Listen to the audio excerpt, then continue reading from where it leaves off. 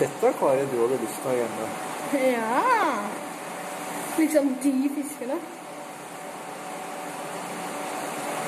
Se på den flatøyet der. Flatøyet der borte. Ta flatøyet der borte. Ta den der med nebb. Den der med nebb. Sånn, og så bort her på det. Den, ja. Ikke den. Det er den. Ja, den.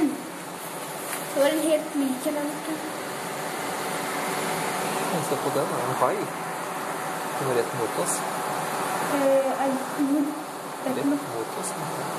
Det er ikke en hai. Nei, det er stor nye som fisker, herregud.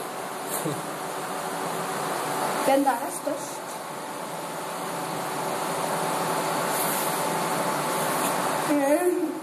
Storing borti der også, da.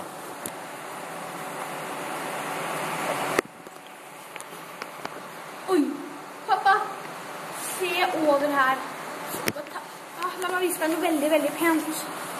Slipp, la meg vise deg noe. Opp her, ta den mellom vannlinjen, akkurat mellom. Ja.